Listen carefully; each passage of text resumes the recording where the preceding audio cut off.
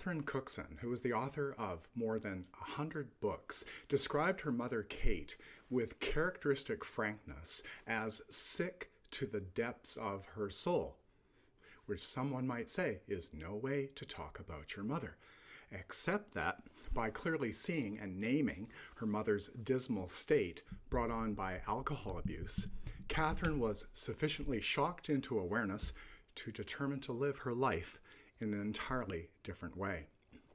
Through her autobiography, Our Kate, which took 12 years to write and she actually rewrote it 4 times along the way, Catherine faced down the demons in her life, the chief of which was her own mother. In her words, the greatest disgrace in life was to have a ma who drank. It didn't so much matter if your da drank. Most das did. But to have a ma who drank made people talk about you. So this was, early 20th century. Now, any of us may find us in some kind of situation that feels bleak and hopeless, as Catherine Cookson's was, living some kind of drab existence. And yet, like her, as hard as it may be, we have to look at it for what it is, not sort of cover it over with sugar and spice, but have to see and understand what's going on, what's wrong. We have to look hard and unflinchingly at what's going on to see the drabness, and then finally determine to break out of it into a better way, a higher way. We need to move from, I'm calling this from drab to fab. So first we have to see that there's a problem, of a fact which is acknowledged by every religious tradition worth its salt, that no progress is possible on the spiritual life until there's first a recognition that something's amiss, something's wrong. Change is required. And maybe I'm in the wrong groove, with the wrong people, wasting time doing stupid things, acting against myself in this way or that. Well, enough is enough. Another way beckons. A higher possibility exists. And then there comes that determination to pull oneself out of the drabness, out of the dreariness, out of the limitations, into something fabulous. A parallel is that in every AA meeting, you have to begin by saying, I am an alcoholic. Having said that, you're ready to begin. Until then, you're stuck. Now, in contrast to that kind of honesty, openness, and humility is a kind of worldly self-sufficiency that refuses to acknowledge that there's anything wrong, that there's no problem. I'm sort of, there's no problem. I'm okay. You're okay. That kind of superficiality.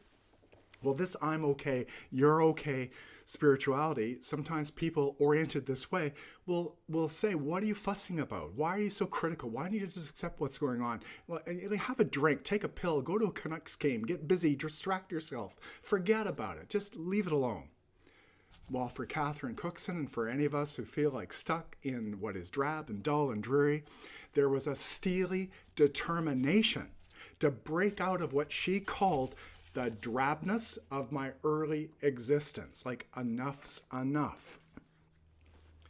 Now, Catherine Cookson is a huge inspiration in light of the fact that she had everything against her, and hence, there's a great story to tell about her way of overcoming it. She was born into poverty and lived with a devastating feeling that she was an illegitimate child. She says, I was illegitimate, and it's only if you were in the early part of the century, that is the 20th century, that you can really understand what shame meant. She lived as drab as an existence as could be imagined, but sought to overcome it. So instead of allowing her circumstances to take her down, she took what she could from them, including the influence of a grandfather who, though pathetic, was nevertheless instrumental in altering the course of her life. About him, she says, he was a staunch Catholic. He was a fighting defender of the faith. And for every Sunday of my young life, when I went to Mass and Sunday school, I thought I was going to church to save my granddad's soul. Every Sunday I prayed for his soul and that he die a happy death. And he did die a happy death, if you can go by externals. He passed away peacefully. Kate, my mother, was attending him to the last and breaking her heart when he went, whereas no one could have blamed her if she had celebrated with a brass band, for she'd had her belly full of the Father, and no mistake. Well, but it was this ignorant man who first told me I was a writer. This ignorant man told me I was a writer. Well, he didn't exactly say I was a writer, not in so many words. What he actually said was, "It's a stinking liar you are, Katie McMullen, a stinking liar." I remember the day he said it to me. I was very small, and I can see myself running up the backyard and into the kitchen and going straight for him where he sat at his chair crying, "Granda, you know that little man you tell me about? The one that sits on the wall in Ireland no bigger than your hand? You know him? With the green jacket and the red trousers and the buckles on his shoes and the high hat? Do you remember, Grandpa?" "Aye, what about him?" "Well, I've seen him, Granda." "You have?" "Aye, Granda, he was round the top corner." "He was he? And I suppose he spoke to you?" "Aye, Granda, he did." "And what did he say?" "Well, he said, 'Hello, Katie.'" "He said, 'Hello, Katie,' did he? And what did you say?" "I said, 'Hello, mister, my Granda knows ya.'" Well, he wiped his tash with his hand while raising his white eyebrows and then said, "You know what you are, Katie McMullen, don't ya? You're a stinking liar. But go on, don't stop, for b'God, it will get you someplace, either into the clink or into the money." Well, look, Catherine's grandfather had enough sense to recognize that an imagination like Catherine's was a key that could open many an unopened or locked door. And which, of course, is what happened. Katie marched out of her drab existence into the life of a writer whose books have been a source of inspiration for so many people. Just in the last several weeks, my wife and I have watched about 11 or 12 of these films based on her books. Every one of them so inspiring. Now, I'd like to make a couple parallels here. Just as Catherine Cookson fought against the drabness of her early existence, so too did the inspired prophets of the Old Testament rail against the forms of drab spirituality that prevailed in their days. What's a drab spirituality, according to an Old Testament prophet? Well, to a man, says Peter Watson, the prophets were opposed to three things, like two forms of drabness, let's put it that way. They're opposed to three forms of drabness. They were, first of all, their opposition to empty, superficial rituals of sacrifice. That is, to external religious performances made without the engagement of the heart. Then as now, as the Orthodox prayer book makes plain, God has no desire for external sacrifices and burnt offerings that bear no relation to the condition of a human being's heart. A real sacrifice, in contrast, is something that happens inside of us. It's an attitude. It's when our hearts have been made receptive by having become contrite and broken. This is what's real. This is what's fabulous, as opposed to this drab external performance. The second component of a drab spirituality that the prophets railed against was, in a word, idolatry. Now, the essence of idolatry is the effort to bring God near. It's a definition from Peter Craigie, an Old Testament professor. The effort to bring God near, which is to make him smaller and more manageable, predictable, and controllable. This is the sort of concept of God who is sickeningly portrayed as there to meet your every need, and who exists especially to cater to one's desire to be healthy, wealthy, and successful. Such a concept of God is not hard to find these days, just like it was at that time. It's a cozy God, no longer mysterious, incomprehensible, and transcendent, but there kind of as your buddy at your beck and call, like easily manipulated. The third protest made by the prophets against a drab spirituality had to do with the priests, who the prophets felt were going through the motions of formally honoring God while ignoring him in their everyday lives and actions. So what's dull and drab then, and similarly now, are forms of spirituality that lean toward these three things. One, perfectly performed perhaps, but heartless external rituals. Secondly, idolatry, which we defined as the near and manageable God. And thirdly, hypocrisy. Now, in the place of these three characteristics of drab spirituality, the prophets pointed to the importance of the interior spirit of religion.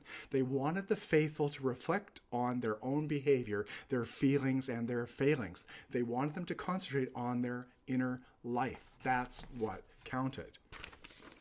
Now, yet another parallel is in the 13th century in the life and influence, the teaching of Meister Eckhart, when he made efforts to inspire his listeners.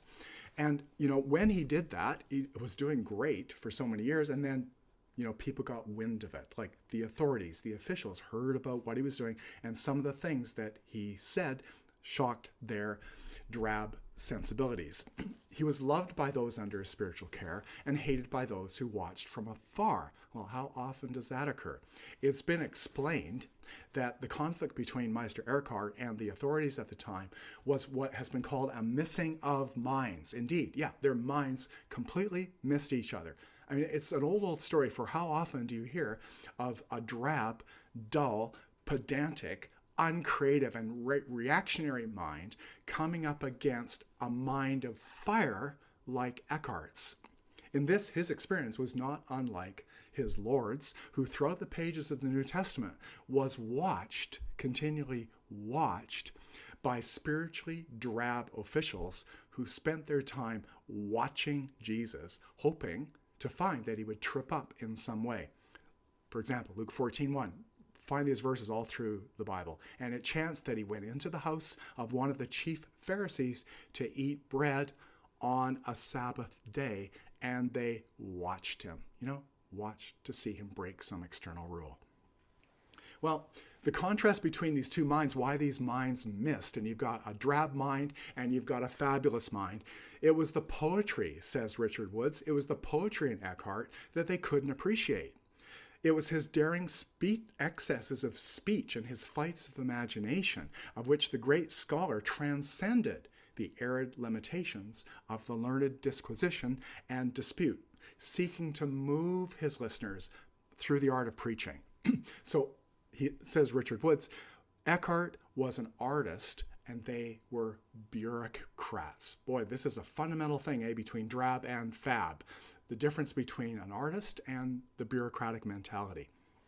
Now, one of the things, to give you an example of this, one of the things Eckhart was chiefly on about was the conviction that we have to do what he called go beyond God to God, which simply means that you got to go beyond your limited concept of God to the mystery of God. You got to make a break from the idolatry of bringing God so near he's like your companion pet into the mystery. Now, concepts are valuable, and some concepts are better than others, and you got to argue out concepts. But the concept can't be preferred or chosen instead of the mystery. Concept and mystery have to be held together in a creative tension, concept and mystery. A God too small is when there's no mystery. And what this does is inoculate us from the experience of the mystery of being. Such a deity blocks off transcendency. Such a theology can be a pathology. So what it boils down to, what I'm saying today, is that there's a choice to be made, like perhaps in every day of our lives, in every moment, in every hour, to make the journey from drab to fab, to make the journey from drab to fab as a way of life, to move from drab, from dull and barren, to being creative and flourishing, moving from drab to fab. Amen. Make it so.